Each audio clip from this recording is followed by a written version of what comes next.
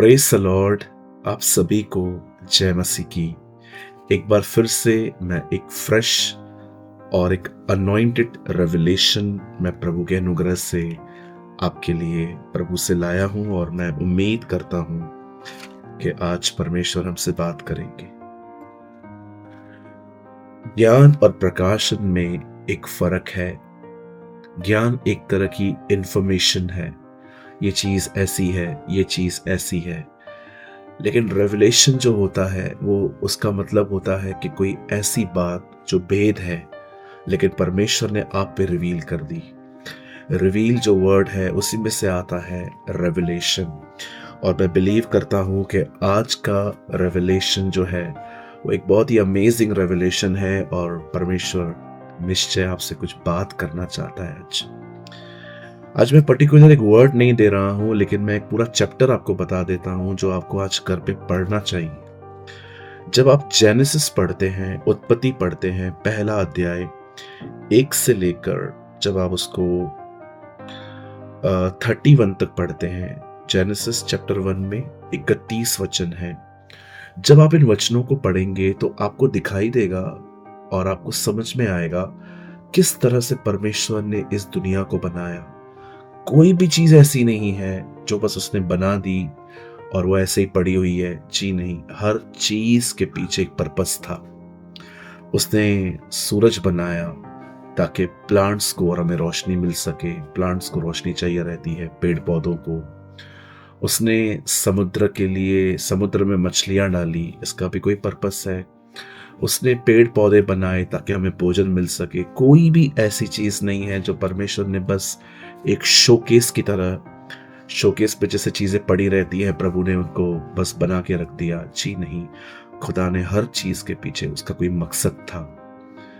जब आप पढ़ते हैं प्रभु के वचन के अंदर कि कैसे उसने पानी को डिवाइड किया, पेड़ पौधे बनाए, सूखी भूमि दिखाई, उसके बाद उसने मनुष्य को अपनी ही समानता में, अपने स्वरूप में, अपनी इमेज और अपनी लाइकनेस में उसने इंसान को बनाया। क्योंकि परमेश्वर चाहता था कि इंसान उसे रिवील करे, एक्सप्रेस करे। जैसे पॉल कहता है कि हम उसके राजदूत हैं।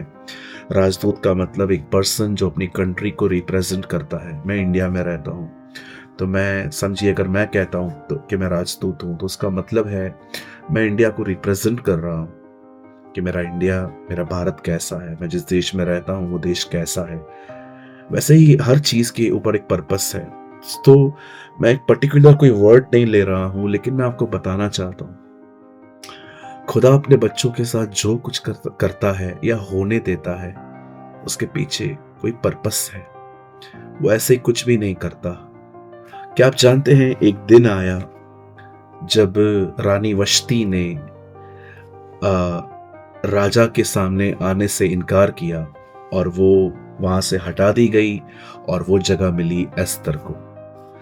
एस्तर एक दिन ऐसा आया जब एस्तर को पता चला कि हामान जो है वो यहूदियों को मारना चाहता है, और इसी एस्तर की वजह से राजा ने ये विचार बदल दिया और उसने किसी भी यहूदी को नहीं मारा। आप पढ़ सकते हैं, पौलुस और सिलास एक लड़की में से दुष्ट आत्मा निकालते हैं। इससे उनके मालिक जो थे, जिनके लिए वो हाथ पढ़ पढ़ के एस्ट्रोलॉजी टाइप जो वो काम करती थी, लोगों को फ्यूचर बताती थी और वो उसको पैसे कमा के अपने मालिकों को देती थी। और जब उसके मालिकों ने देखा कि अब इसके अंदर से कुछ भी ऐसा नहीं है, तो उन्होंने पॉल और सिलास ने जिन्होंने उस लड़की में से दुष्ट आत्मा निकाला था, उस पे बड़े भड़क जाते हैं और उनको मारते हैं, पीटते हैं और जेल में डाल देते हैं। लेकिन निराश और परेशान होने के बजाय वो प्रभु से प्रार्थना कर रहे हैं। वहां वो उसकी आराधना कर रहे हैं, वो उसको ऊंचा उठा रहे हैं, वो उसके लिए गीत गा रहे हैं। और वहां पर क्या हुआ? वहां पर जेलर बचाया गया, बहुत से लोग बचाए जाए। परमेश्वर पौलुस को जेल में भी किसी पर्पस से लेके गया था। आप पढ़ सकते हैं, और भी बहुत सारे लोग हैं, बहुत लंबी लिस्ट है।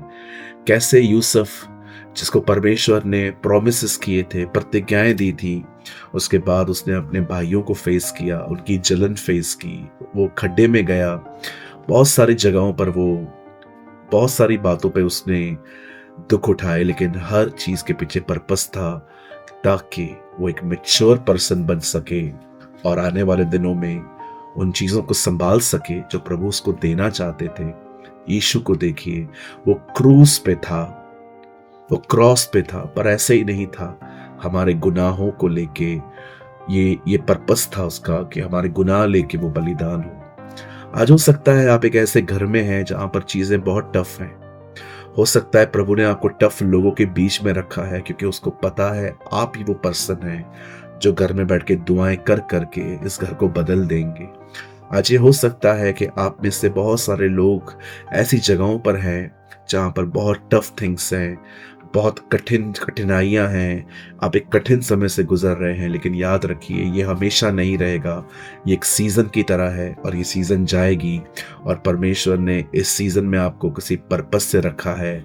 वो आपको स्ट्रॉन्ग, मैच्योर, परफेक्ट करना चाहता है। मेरे भाइयों, मेरी बहनों, निराश मत होइए। आपका परमेश्वर जिंदा है, वो देख रहा है आपके साथ क्या हो रहा है और वो हर चीज में से आपके लिए भलाई को ही लेकर आएगा।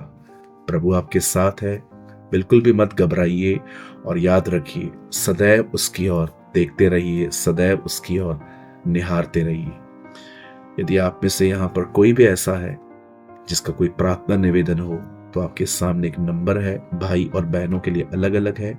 आप चाहें तो आप यहाँ पर मैसेज कर सकते हैं व्हाट्सएप पे, हम आपके लिए जरूर प्रार्थना करेंगे।